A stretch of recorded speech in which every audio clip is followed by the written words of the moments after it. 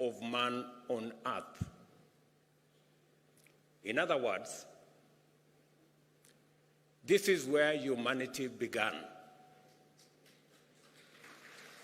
Before you guys went all over the place, in Europe and America and Asia and the rest of our continent, this is where we all began. And therefore, allow me to welcome you home.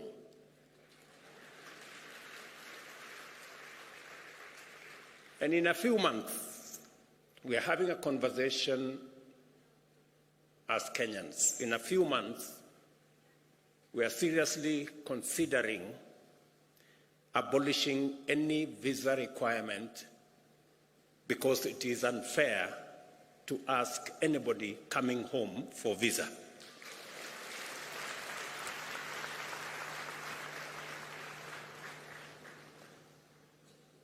I welcome all the delegates who responded positively to Africa's call to gather at this inaugural Africa Summit in order for us to imagine, design, and then build a future of prosperity for Africa and the world. You have just stepped into, let me take that again. You have not just stepped into a conference hall. You have entered the future, a future ripe with potential, driven by global partnerships committed to African prosperity, inclusive growth, and a livable planet for all of us. Clearly, therefore, this is no ordinary summit. We are not here just to talk about Africa or climate change in the usual way, which often accentuates our divisions. You all remember the North versus South, developed versus developing, polluters versus victims, and the whole of that conversation. And even within our own government, sometimes we have conversations around economic development, so badly needed for us to achieve stable and dignified livelihoods, and is often cast as a trade-off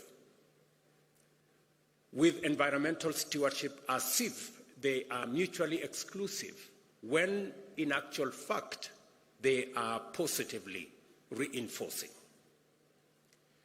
Let me be clear. These conversations are necessary. Africa's carbon footprint remains small, but the human toll of climate change is disproportionately high. The urgency to address loss and damage and to configure appropriate financial mechanisms for resilience grows with each extreme weather event and each bout of climate-induced insecurity. A complex interplay of needs and responsibilities is a daily challenge, but it should not lead to a deadlock. We must be alert to the fact that they can sometimes blind us to the bigger picture. Delivering prosperity and well-being for Africa's growing population without pushing the world deeper into climate disaster is not just an abstract proposition or a mere wishful thinking. It is a real possibility proven by science and affirmed by emerging experience. An opportunity-oriented focus on climate action is the engine for propelling Africa into a realm of stability and prosperity, elevating us to middle-income status and beyond. This context is precisely what sets this climate summit apart from others. It aims to unite us across neighborhoods, across sectors, across institutions, local or international, across country borders, across continents, and across generations. It is because we all have a shared stake in the Earth's ability to sustain life that we must envision together a future that embraces the values of equality, human security, and shared prosperity. Africa possesses all the necessary conditions to realize this future. Our foremost asset is our young and growing young people and workforce, educated, skilled, and motivated to pursue industry, innovation, and enterprise. And we saw them here speak ably this morning. And I congratulate the young people who've been here for the last 3 days, and they have done a tremendous job in the Youth Summit. We have ample renewable energy potential as well, and the natural assets and resources to green our own consumption, but also to meaningfully contribute to decarbonization of the global economy. We must see in green growth not just a climate imperative, but also a fountain of multi-billion-dollar economic opportunities that Africa and the world is primed to capitalize. We are brought together by a clear understanding and deep concern about the inadequacy of our present means in terms of institutions and available finances to deal effectively with the magnitude of our collective threats and challenges. But we will not shy away from the difficult conversations and uncomfortable realities that must be addressed to achieve meaningful change. Policy, regulations, taxation, trade, and climate justice will all be scrutinized in national, regional, global contexts. Yet, the way we frame these discussions matters. I invite all of us to adopt opportunity lens as we navigate these complex dialogues. For a very long time, we have looked at this as a problem. It is time we flipped and looked at it from the other side. There are opportunities, immense opportunities as well. And that is why we are not here to catalogue grievances and list problems. We are here to scrutinize ideas, assess perspectives, so that we can unlock solutions. The very format of this summit has been designed to facilitate such engagement.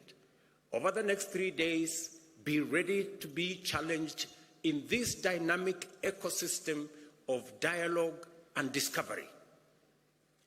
African and global leaders, innovation trailblazers, experts, investors, and captains of industry are here to explore the opportunities, tackle the barriers, and scale up solutions. While I cannot encapsulate the breadth and depth of all our program within my opening remarks, allow me to outline the overarching theme, which is the unparalleled opportunity that climate action represents for Africa. As you're aware, the climate conversation began 31 years ago in 1992 in Rio de Janeiro. But this is the first African summit 31 years later.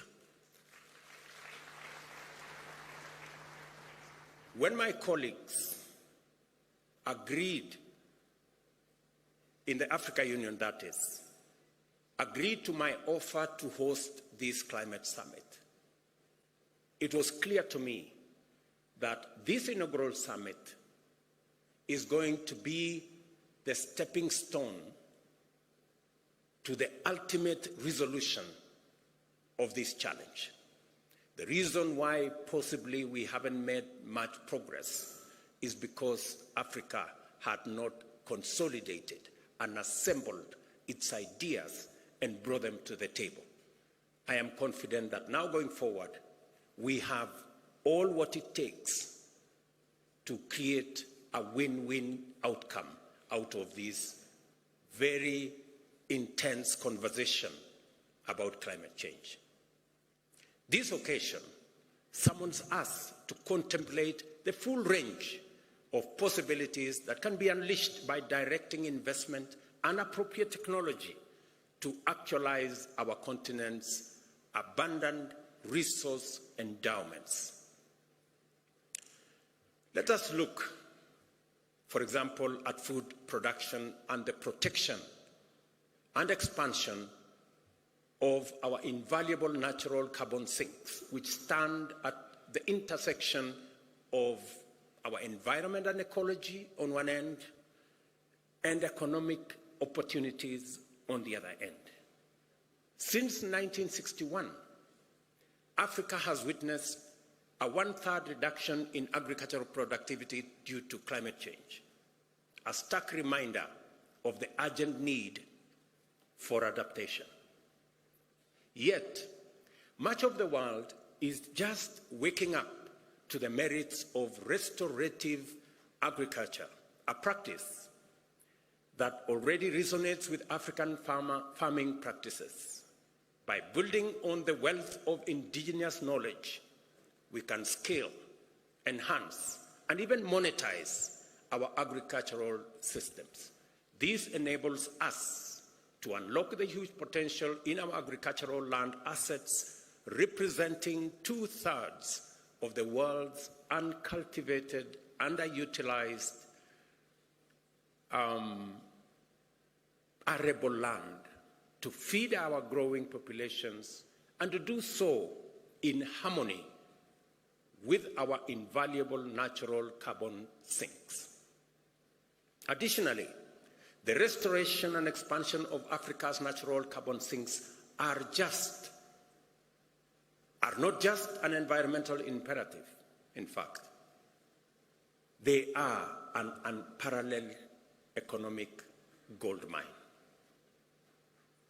They have the potential to absorb millions of tons of CO2 annually, which should translate into billions of dollars if we were living in a fair world, improve livelihoods, and millions of opportunities across this continent. And I was having a conversation yesterday about a banker of one of the big multinational banks. And he was telling me about Africa's GDP. And GDP is about assets. It's about what you have. We have the carbon sinks that serves the world, cleans our environment, acts as sequestration of carbon that is produced by others. But we get nothing for it. It's not anywhere in our balance sheet. Everybody's assets are in their balance sheet. Some of ours are not in that balance sheet.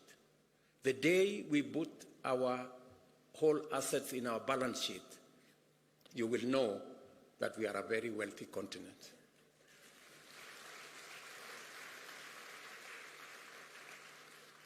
And let me say, we do all that, but it doesn't count for much.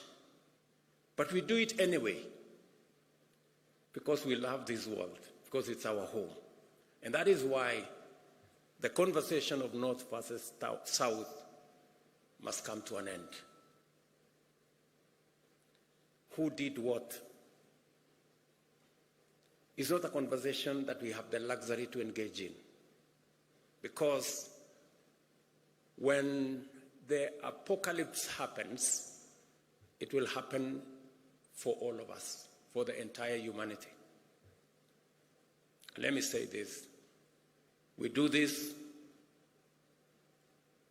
and all of this comes while safeguarding our biodiversity. We are careful to make sure that that is in place. Our renewable energy resources are not just environmental necessity. They are the ultimate catalyst of radical socio-economic prosperity. They can fuel sustainable development, drive economic growth, create jobs, and also uplift millions from energy poverty, all while reducing our carbon footprint continentally and globally. The possibilities are not just promising, they are transformative. Africa can power all our energy needs with renewable resources. The continent has enough potential to be entirely self-sufficient with the mixture of wind, solar, geothermal, sustainable biomass, and hydropower. In Africa, we can be a green industrial hub that helps other regions achieve their net zero strategies by 2050. In other words, what I'm saying is unlocking the renewable resources that we have in our continent is not only good for Africa, it is good for the rest of the world. Because we not only are driving our own growth, but we are ready to share these resources with the rest of the world, and by doing so, we will assist the rest of the world in ensuring that we move towards the net zero target that we all set for ourselves. And for Africa, renewable resources, it is not just the volume, but also the non-seasonality of our renewable energy that stands out.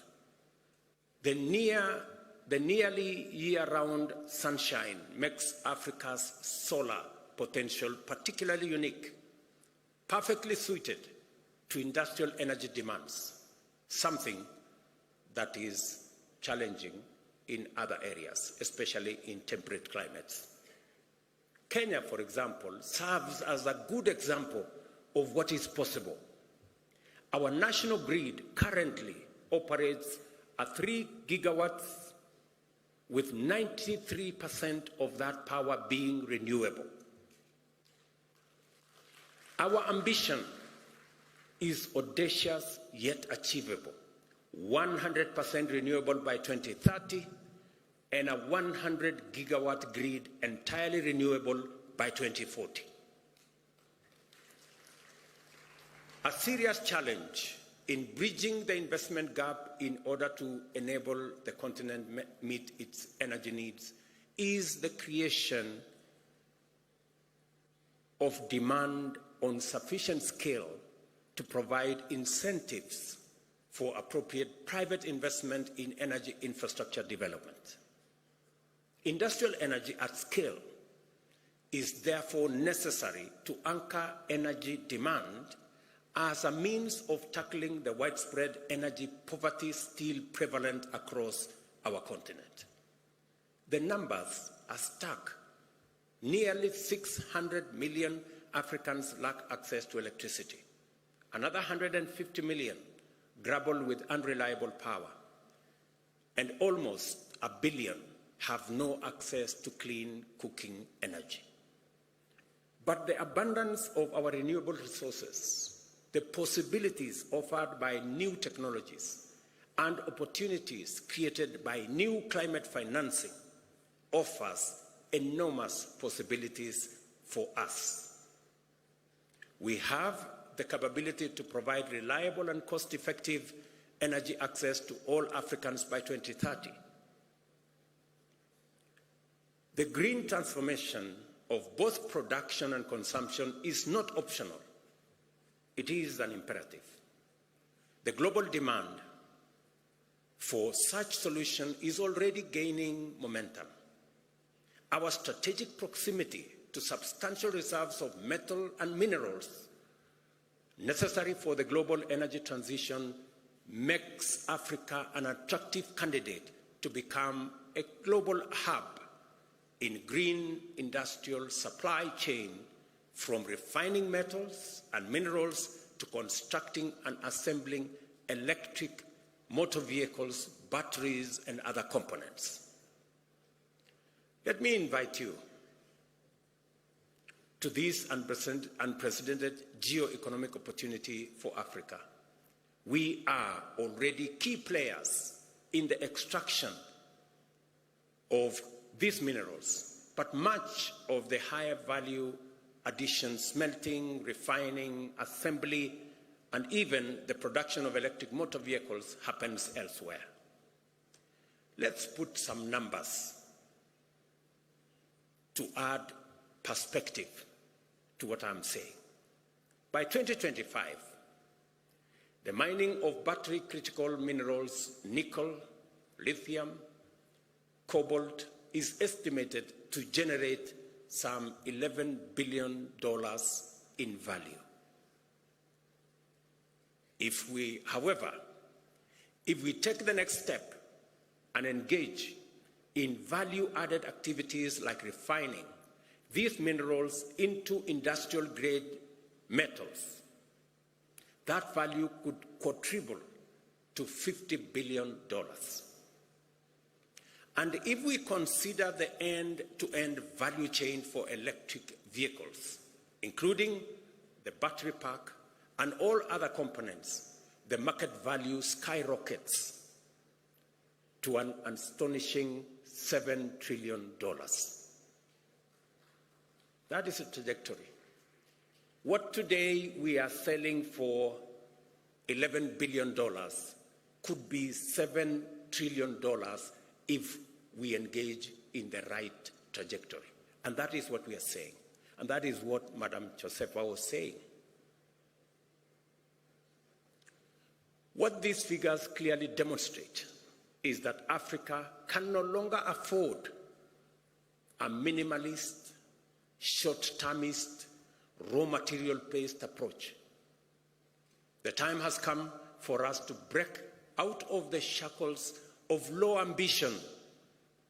We must now begin to aim higher and strive for more and better outcomes. As we work towards capturing more economic value from these opportunities, we are not just building a resilient and prosperous continent. We are also contributing to a more balanced and stable global economy. It is the only way, ladies and gentlemen, we are going to stop the migration using rickety boats from one continent to another. It is the way that we are going to stop the negativities. We need to balance our development, and we have the assets to do it, and we have the ambition to do it, and we want to do it together. Trillions of dollars globally are looking for green investment opportunities as the pressure to tackle climate change and crisis heightens. Africa holds the key to accelerating decarbonization of the global economy. It is a statement of fact. Africa holds the key to decarbonizing the global economy, whether it is industrialization, whether it's manufacturing. We are not just a continent rich in resources. We are a powerhouse of untapped potential, eager to engage and fairly compete in the global marketplace. Consider this. Every year, Africa needs to generate approximately 30 million jobs, new jobs for that matter, to accommodate its rapidly expanding workforce. These are not just numbers. They are not just statistics. These are 30 million opportunities to build our future. 30 million dreams that can be fulfilled through climate-proof avenues of growth and 30 million steps towards shared prosperity. The examples I have shared with you are not mere statistics. They are pragmatic routes for Africa to not only participate in the global economy, but to excel and to grow. I accept that it is one thing to say what is possible and entirely another to make it happen. For example, infrastructure is expensive. It needs finance and finely tuned policies to attract investors. It needs technical know-how and agile institutions. A major concern that we all know and we all appreciate is cost of capital in Africa, acting as a most prohibitive barrier to our progress. Private investors charge high premiums driven by both real but mostly perceived risks. It is not a secret that we are paying at least 5 times as much as advanced economies to borrow from the financial markets. It's a fact, documented. Like many of us, a few years ago, I would have believed the challenges were too great and the barriers too high. Today, I see them differently, as mere tests of our collective will and ingenuity. We should develop effective policies and regulations that catalyze investment and entrepreneurship and unleash the creativity of local business. We must transform Africa's resource wealth from mere potential into real opportunities by directing large-scale investments that will actualize the possibilities that exist and await our citizens in present and in future generations.